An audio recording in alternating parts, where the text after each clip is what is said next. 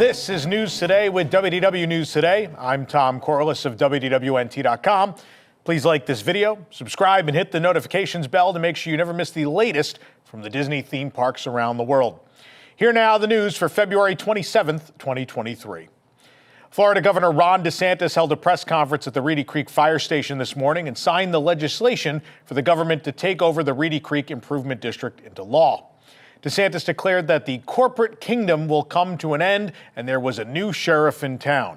He doubled down on the law being a response to the Walt Disney Company opposing Florida's Parental Rights and Education bill, referencing the California-based company's attempts to, quote, inject sexuality and impose agenda in Florida.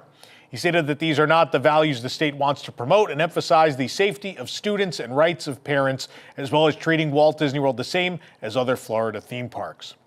The chief of the fire department thanked DeSantis in a speech and spoke about the alleged mistreatment of firefighters on the part of Disney. The fire department has supported the state takeover. The new law renames the district the Central Florida Tourism Oversight Board and consists of a board appointed only by the governor of Florida. And Florida residents who cannot have worked in the theme park industry within 3 years are eligible. It will no longer dissolve the district on June 1st of 2023.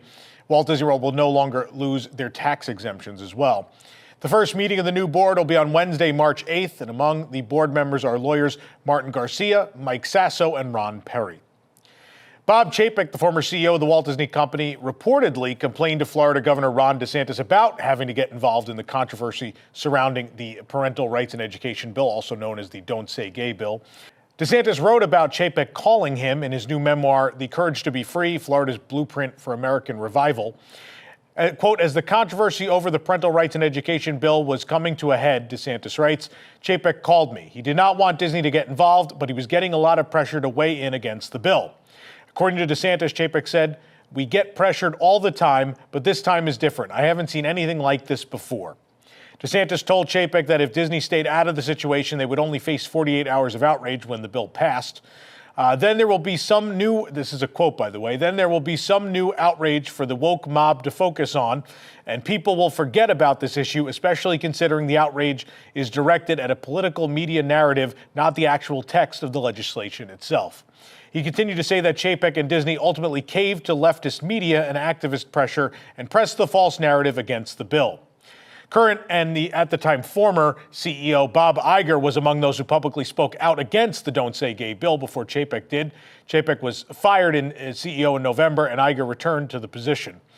At a town hall with cast members soon after his return, Iger said in regards to the bill, one of the core values of our storytelling is inclusion, acceptance, and tolerance, and we can't lose that. We just can't lose that.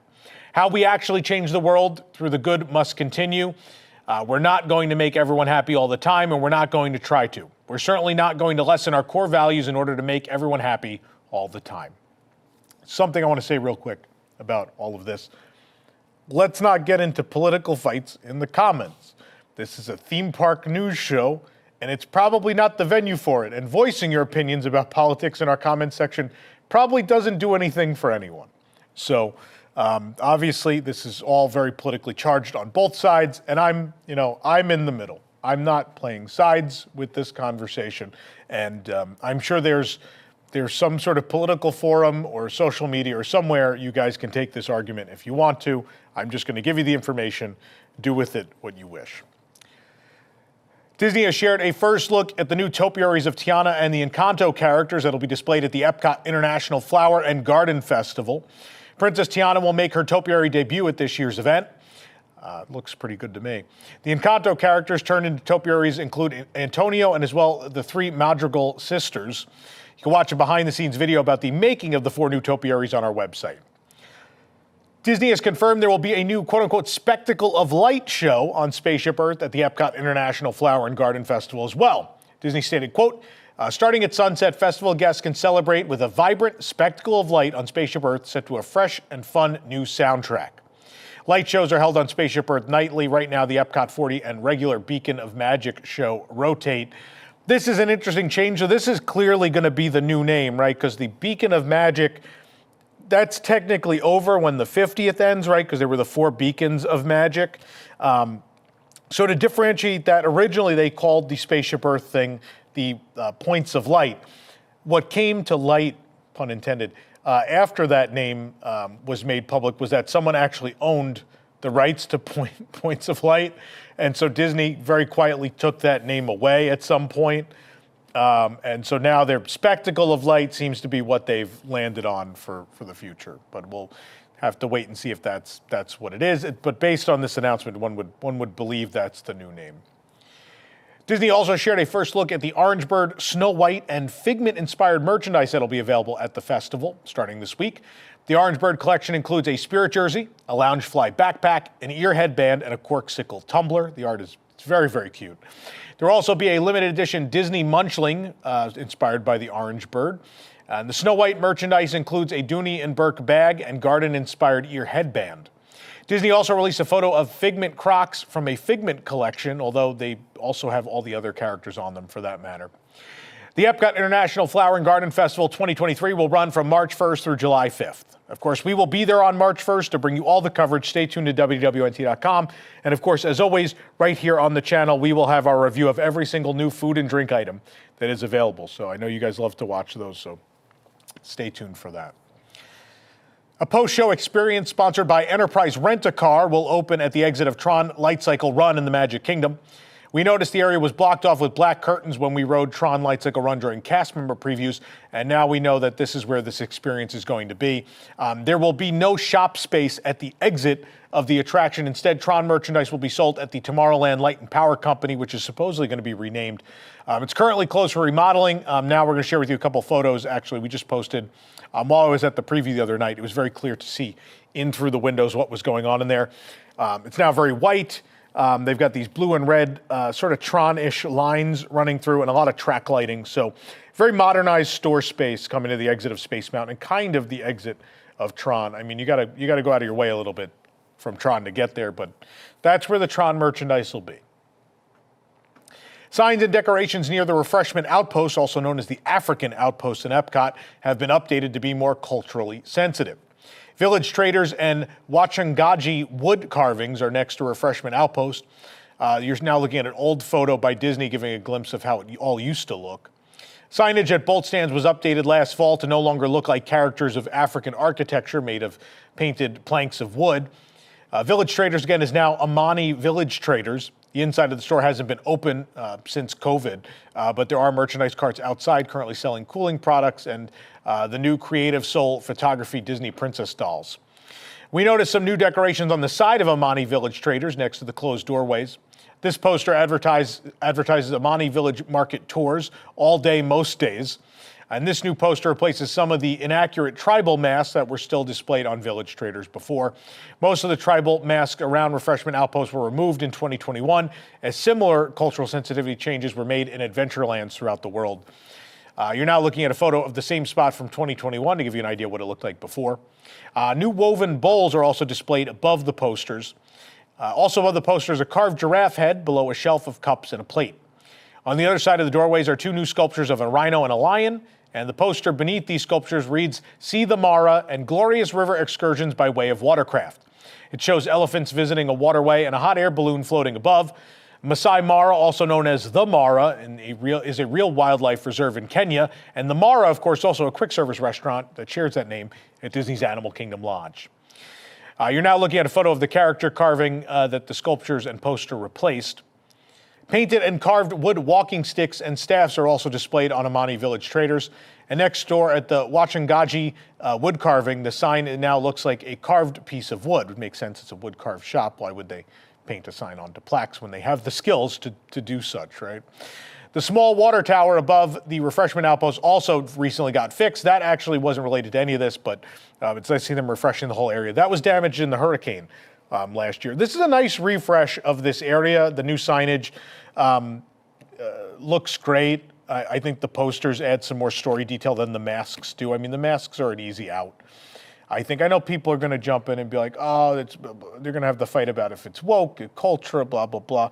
I don't think I even care about that side of the argument. I think it looks better regardless. I think they've really cleaned up the area, and it's, in my lifetime, I think the most attention that's ever been paid to this space. So for those of you that don't know, to put some historical context on this.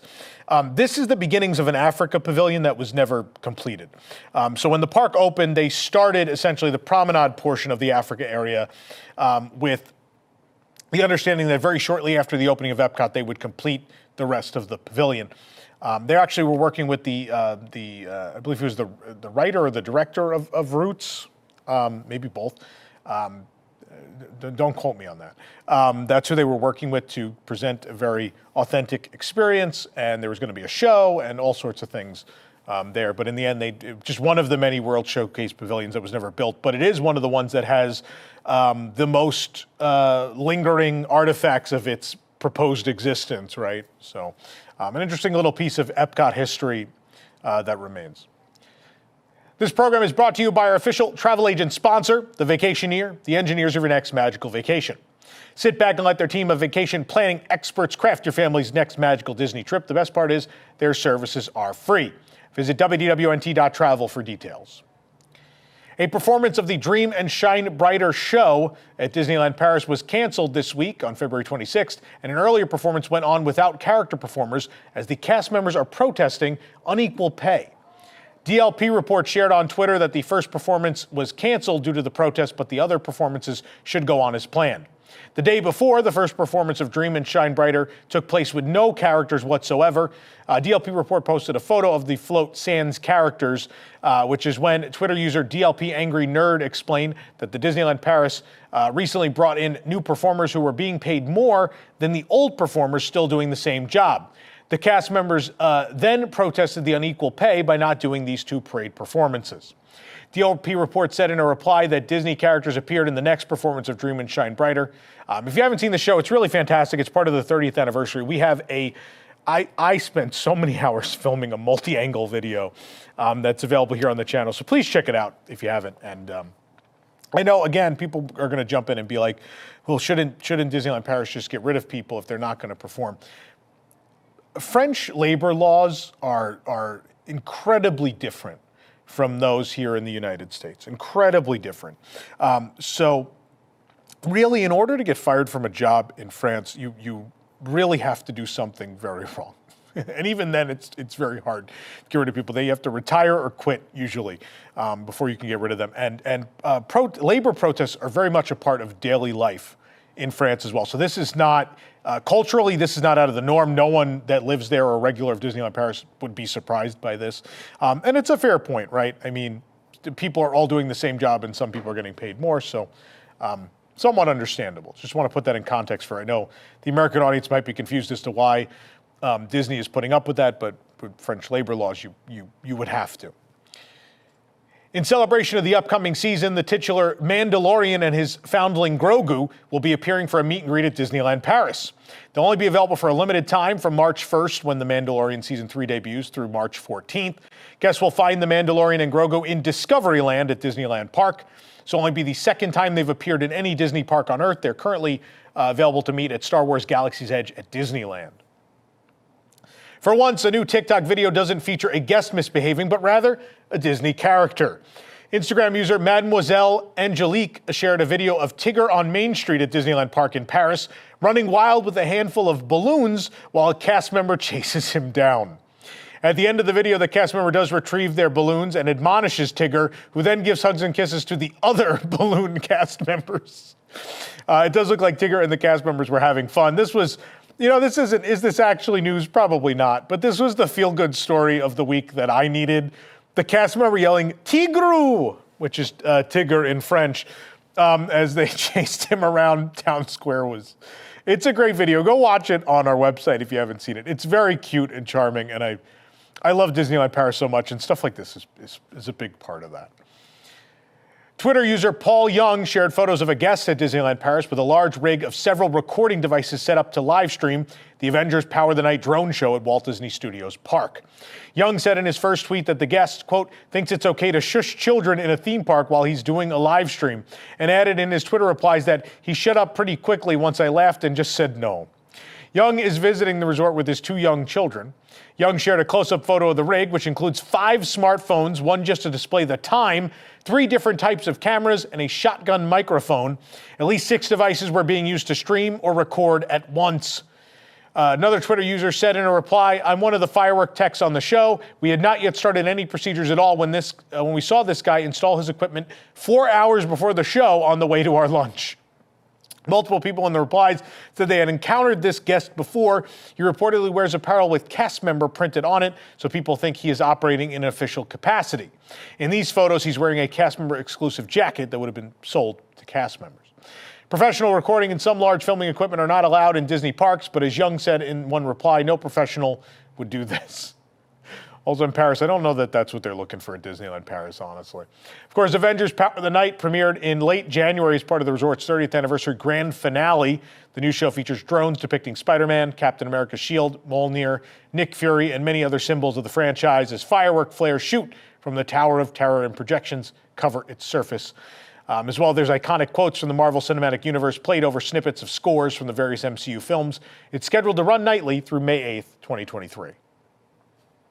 Outside Ears has provided a first look at concept art and blueprints of a new East Pavilion that will be in the Lake Promenade expansion of Walt Disney Studios Park at Disneyland Paris.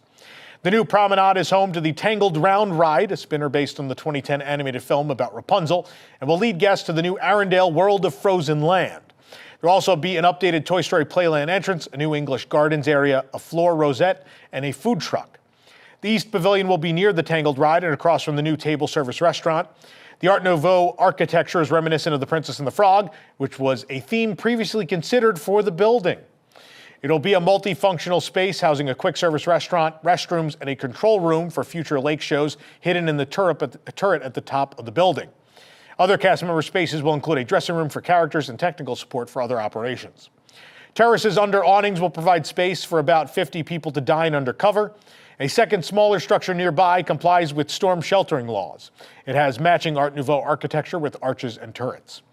A bench within the structure will face the lake. It's going to be nice. I'm looking forward to not even just the Frozen Land, some of this little stuff outside of it. Although I think it would have been cool if they had another IP. I know I always fight against IP, but in that park, who really cares?